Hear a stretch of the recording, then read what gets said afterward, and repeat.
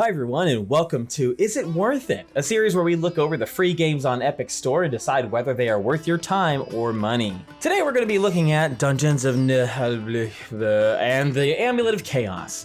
The game is a tactical RPG comparable to the likes of Divinity 2, XCOM, Fire Emblem, or Final Fantasy Tactics. You know, where it's got like kind of a game board. It's like playing chess but with characters and they punch each other with swords and bows and laser. You play as a ragtag team of generic fantasy style characters. There's a ranger, an elf, an ogre, the thief, I don't know, there's a couple other ones. But normally this kind of generic style wouldn't bother me so much, but the characters have a little bit too much of a personality, and the personality doesn't really lend itself well to the character archetypes. You know, you expect like the elf ranger to be a little bit more stoic, but in this one she's kind of like a stupid bimbo, or you know, the wizard to kind of have like some wise sage attitude, but this one's just kind of like the brainiac annoying Velma character. Literally the characters are just Scooby-Doo characters transposed on to fantasy characters. It just rubs me the wrong way. So yeah, the characters suck in this game, but you know what really sucks even more is the art style.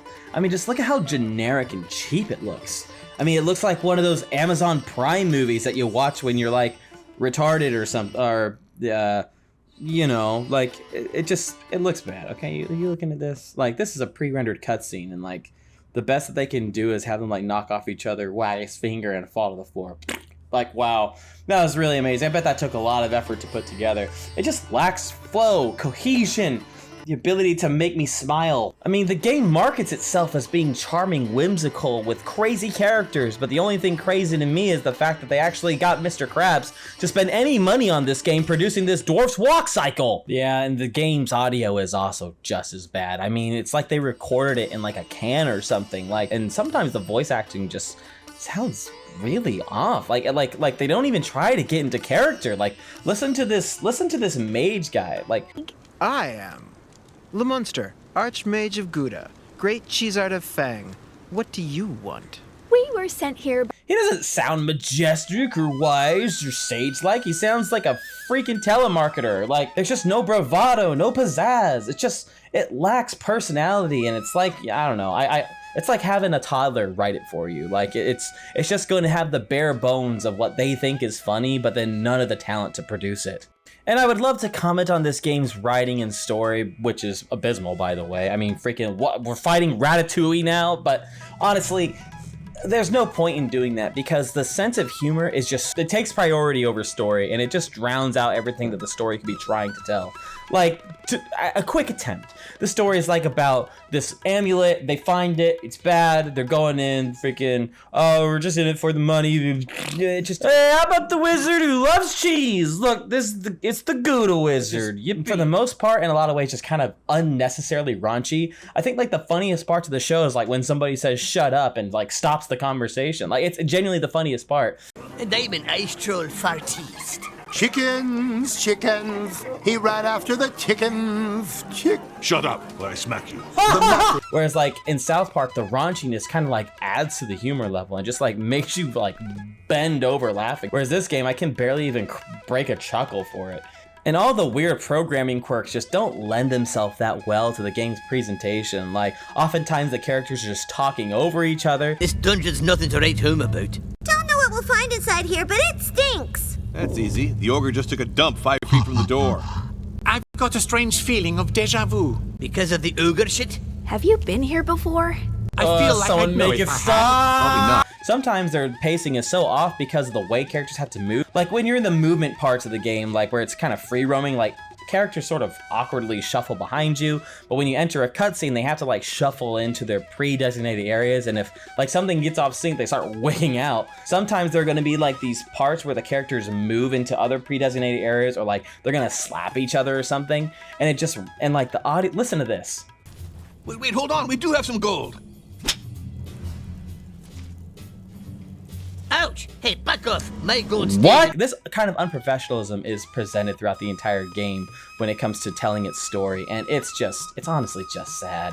But you know what makes me really excited about this game is the actual gameplay, like no joke. Like once you actually get to the tabletop strategic part of the game, this has like a lot of depth to it. Now if you played Fire Emblem in the past or Final Fantasy Tactics, Like, there are like elements of like, I guess, strategy that really apply to those games, but it's pretty straightforward. Like, you put your character in a spot where they can attack, they attack, and then the formation of your team or your location is kind of where the game's won.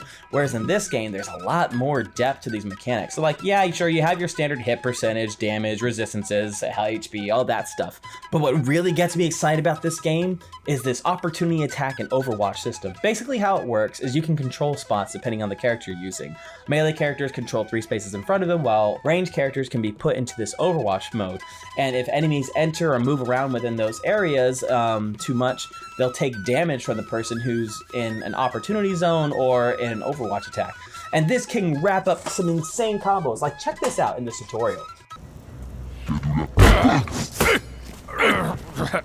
Like, look at how he hits him and everything. Man, that is so dang cool. And then when you realize this, like, this unlocks the damage potential with your characters, and you can just have so much fun setting up these tactical positions where you get up behind somebody, you push them past another character, and they swipe, slash, pew, pew. Like, man, it's so freaking cool, and it's really awesome. I think that this mechanic alone is interesting enough to actually warrant you giving the game a shot.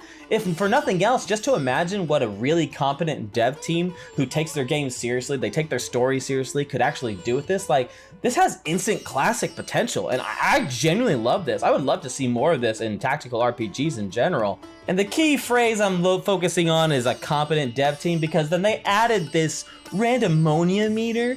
And basically, it just takes all the opportunities you could have had with all this strategic setting up and the big brain plays you could be doing, freaking Mega Mind. That this just sort of robs you of your big brain play. Like, you go all the way out of your way to kind of set up this massive chain of events that's gonna happen. You land a perfect push, and then boom, big enemy's dead. Hell yeah! And I use my brain and wit to set it up. But whoops, critical failure. Well, at least you get a little bit more of your meter, but like, you know, your character kind of just got totally boned in the process. As well as like your entire backline, yeah, they're kind of open to attack now from this totally badass guy who you were supposed to kill in basically one hit, but now you sort of don't. And I'd love to talk about this leveling system, because the leveling system really does create a customizable world for you to kind of like play the game the way you want to. So if you like setting up combos, you like doing support, like, there's a lot of like unique and interesting options here that really allow for some in-depth customization of the characters.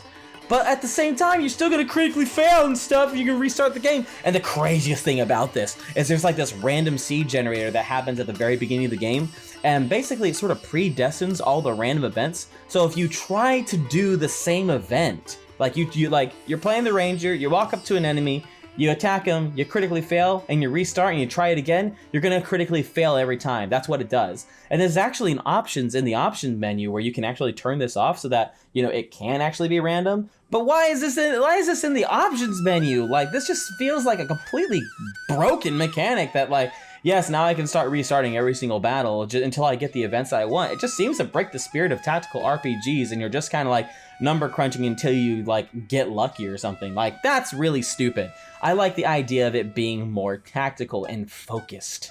So this game comes with a price tag on your mental health as well as your time. You're probably gonna sink about an hour and a half into it before you decide, man, I was really having fun with it, but boy, it's just really grating on me spiritually right now. Like, I just can't even begin to understand why they're doing these things in the game. It could have been so cool. But yeah, so that's gonna hurt. But there's also DLC available if you want to waste money on it. It's gonna cost you around $8 to $15 depending on which DLC you want. The season pass is $30, but some of those DLCs add like level cap increases, the ability to swap characters in a tactical RPG. But for seriously, guys, there's a goodies pack you can buy that has like a poster, some animations, blah blah blah, crap I don't care about. You could also get the soundtrack if you thought this sounded good.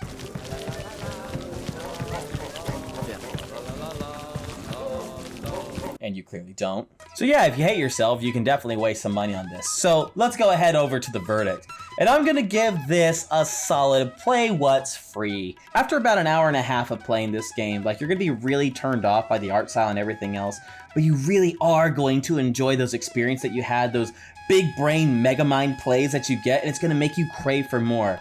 Just not from these guys. And like, I've been shitting a lot on this game, honestly, but if I had a message for the dev team, it's like, don't get too discouraged by the fact that your game sort of sucks balls. Instead, take it a little bit more seriously. Like, stop with all this goofy nonsense where it's practically Amazon's Finding Jesus, and instead take the game with some serious, like, make the ranger cool, make the thief cool, make the elf badass, make the dwarf, like, make me want to be a dwarf. Like, when the heck have I ever wanted to be shorter than I am? But Jesus, like, you could do it if you made the characters cooler and then continued with the systems that you have in place right now. Like, you really have something special potentially, but as it stands, like, take the game more seriously, guys, and people will take you more seriously as well. But yeah, don't waste money on this unless you hate yourself. So thank you guys so much for watching, and the next time we do this, we'll be back with the Grime Tinge of Terror. That's going to be the next free game coming up, and when I review it, I'll be posting the video soon. Thank you so much for watching, and we'll see you later.